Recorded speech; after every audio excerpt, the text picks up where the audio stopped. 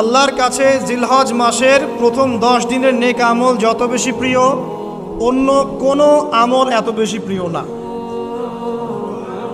অন্য কোনো আমল, এটা বুঝতে গিয়ে সাহাবায়ে কেরাম প্রশ্ন করছেন, ক্বালু, তারা বলছেন, ইয়া রাসূলুল্লাহ, হে আল্লাহর রাসূল, বলুন সাল্লাল্লাহু আলাইহি ওয়াসাল্লাম, ওয়ালাল জিহাদু ফি সাবিলিল্লাহ, আল্লাহর পথের জিহাদও কি নয়?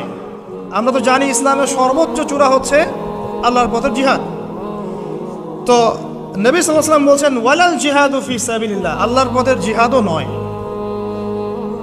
আল্লাহর পথের জিহাদও নয়, ইল্লা, তবে ওই ব্যক্তির কথা ভিন্ন, রাজুলুন খারাজা বিনাফসিহি ওয়া মালিহি ফালাম ইয়ারজি' মিন যালিকা বিশাই, কোন একজন ব্যক্তি যে তার জান এবং তার মাল নিয়ে আল্লাহর পথে বেরিয়ে গেছে, তারপরে কোনো কিছু নিয়ে সে ফিরে আসতে পারে নাই, মানে সে শহীদ হয়ে গেছে, এই ব্যক্তির কথা ভিন্ন।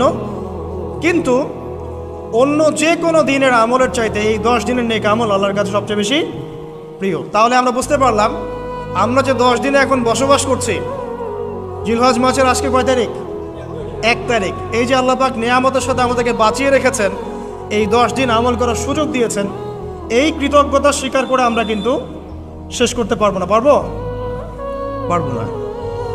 প্রশ্ন হচ্ছে যে এই 10টা দিন আমরা কিভাবে কাজে লাগাতে পারি।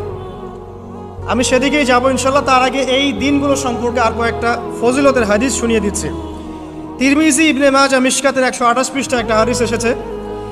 আবু হুরায়রা রাদিয়াল্লাহু আনহু থেকে বর্ণিত, নবী করিম সাল্লাল্লাহু আলাইহি ওয়াসাল্লাম বলেছেন যে দিনসমূহের মধ্যে এমন কোনো দিন নাই, আল্লাহর দিনগুলোর মধ্যে এমন কোনো দিন নাই যেদিন ইবাদত করা আল্লাহর কাছে জিলহজের 10 দিনের ইবাদতের চেয়ে বেশি প্রিয়। কথা বুঝতে পারছেন?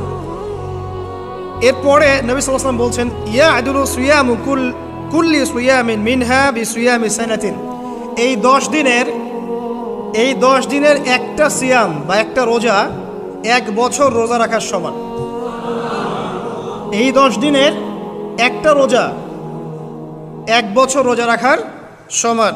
ওয়া কিয়ামু কুল্লি লাইলাতিন ফিহা বিকিয়ামি লাইলাতুল কদর, এবং এই 10 রাতের এক রাতের কিয়াম লাইলাতুল কদরের কিয়ামের সমান। আর আমরা জানি লাইলাতুল কদর সম্পর্কে আল্লাহ পাক কি বলেছেন, লাইলাতুল কদরি খায়রুম মিন আলফি শাহর, 1000 মাসের ইবাদতের চেয়ে উত্তম। তাহলে আমরা বুঝতে পারছি যে এই 10 দিন 10 রাত কি আমল করতে হবে, এই হাদিসটা বলে দিচ্ছে, সিয়াম এবং কিয়াম। 10টা সিয়াম না পড়েন, অ্যাটলিস্ট 3টা সিয়াম পড়া যাবে ইনশাআল্লাহ। পড়া যাবে না? একটা সোমবার পাবো সামনে আমরা, ওটা রাখা যাবে ইনশাআল্লাহ। একটা বৃহস্পতিবার পাবেন, সেটাও রাখা যাবে ইনশাআল্লাহ।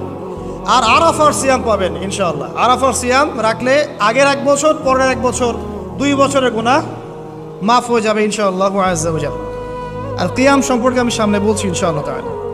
এরপরে বাইহাকির একটা বর্ণনা আছে যে জিলহজ মাসের প্রথম দশকের রাতে, জিলহজ মাসের প্রথম দশকের রাতের প্রত্যেকটা নেক আমলকে 10 দিয়ে গুণ করা হয়, 10 গুণ বৃদ্ধি করা হয়। সুবহানাল্লাহ।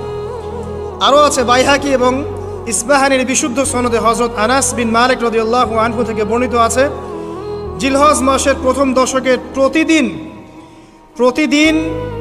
1000 দিনের সমান, মানে প্রতিদিনের আমল 1000 দিন আমলের সমান, এবং আরাফার দিনের মর্যাদা 10,000 দিনের সমান।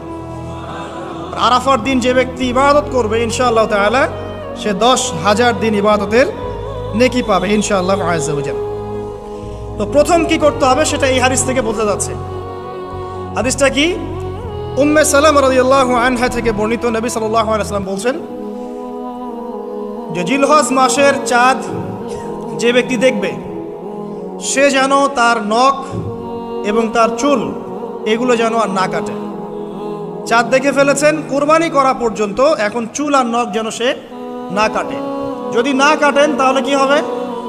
আপনি একটা পূর্ণাঙ্গ কোরবানির নেকি পাবেন ইনশাআল্লাহ। আর একটা কোরবানির নেকি কি জানেন? কোরবানির পশুর গায়ে যতগুলো লোমকূপ আছে ততগুলো নেকি আপনার আমলনামায় যুক্ত হবে ইনশাআল্লাহ আযজা ওয়া জাল।